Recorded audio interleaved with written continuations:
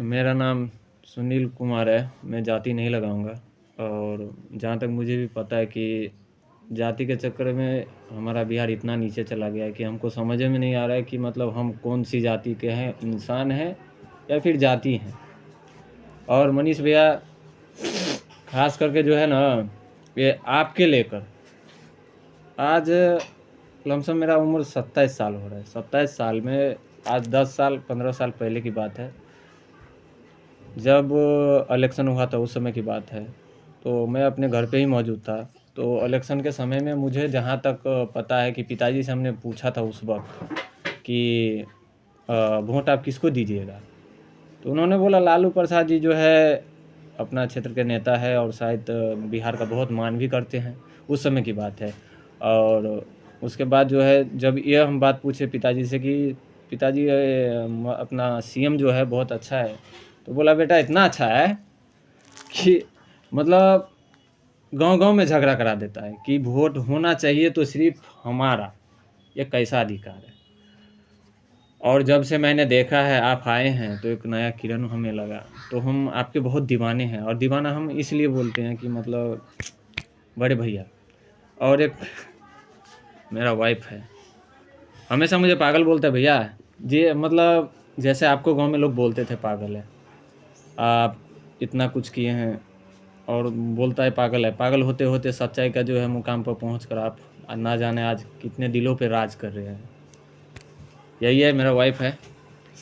और हमेशा मुझे बोलता है आप पागल हो जाओगे और मनीष भाई आपको कभी नहीं मिलेगा। पर मुझे तो विश्वास है, मुझे विश्वास है भैया आपके ऊपर। और हाँ, मुझे डर नहीं लगता। ये दूसरा वीडियो मैं बना रहा हूँ और मुझे डर नहीं लगता। डर इसलिए नहीं लगता है क्योंकि एक मर्द का बेटा और बिहारी डीएनए मेरे अंदर भी है, मेरे अंदर भी है। आज जितना ये हमारे बिहार का कचरा फैला के इन लोगों ने रखा है, मैं किसी सरकार का नाम नहीं ले रहा हूँ, किसी जाति का नाम नहीं ले रहा हूँ, किसी धर्म का नाम नहीं ले रहा हूँ। इतना कचरा फैला कर रखा है कि अपना जीने का अधिकार भी हमें नहीं मिलता है।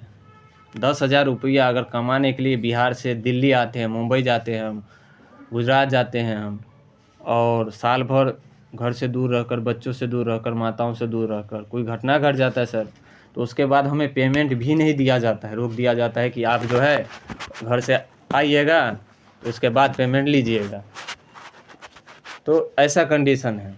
और मनीष भैया सही में ये बात बोलते हैं कि मतलब ऐसा हुआ है, जो बिहारियों को सही टाइम पे, जैसा छठ पूजा हो गया, जैसा दिवाली हो गया, वैसा वैसा समय पर जो है छुट्टी नहीं मिलता। अगर मिलता भी है छुट्टी तो उनको पेमेंट नहीं दिया जाता है, रोक दिया जाता है, चाहे आधा दिया जाता है।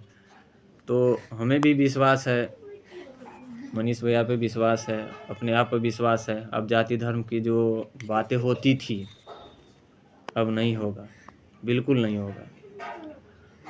और जब से हमने शहर कमाना चालू किए हैं तब से हम यही देखते आए हैं कि विकास अगर किसी का हुआ है तो सिर्फ जो पॉलिटिक्स में उनका ही विकास हुआ है। हमारे बिहार का क्या विकास हुआ है ये सबको दिख रहा है। कोई ऐसा नहीं कि हमें ही सिर्फ दिख रहा है।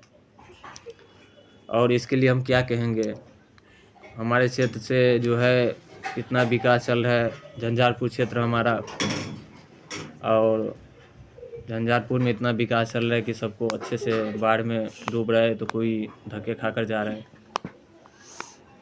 और बस का भी जो है दिल्ली से बिहार के लिए बस आता है, उसमें भी 1,000 रुपया 1,500 रुपया प्रत्येक सीट पे लिया जाता है। स्लीपर का 4,000 5,000। और उसके बावजूद भी भैंस बकरी की तरह जो है आदमी को भरा जाता है। और आप इस बार बोले हैं कि मतलब रेलवे का जो है छात्रों का सीट जो है बढ़ने वाला है, तो शायद रेलवे भी बढ़ाए भैया। उम्मीद है आपको, हमेशा हम देखते हैं, दिल में रख के देखते हैं। और हम इतने बड़े आदमी नहीं हैं कि हम बोलेंगे और करेंगे। जब ईश्वर चाहेगा तो अपने दिल से तो इतना ही लड़ाई लड़ सकते हैं, इससे ज़्यादा कुछ नहीं। हम 10,000 कमाते हैं, उसमें हम क्या करेंगे? क्या हम पॉलिटिक्स से भिड़ जाएँ? नहीं भिड़ पाएंगे। लेकिन जो हमारा अधिकार है उसके लिए तो हम बोलेंगे। उसके लिए हमें जो भी करना हो कानून को हम करेंगे, बोलेंगे। क्यों नहीं बोलेंगे? इतना दिन मुंह बंद रखा, अब नहीं हो सकता, अब कोई गुंजाइश नहीं है। कोई नेता है, कोई विधायक है, हमें कोई मतलब नहीं, बस हमारा अधिकार दो, वोट लो। इसी के साथ जय हिंद।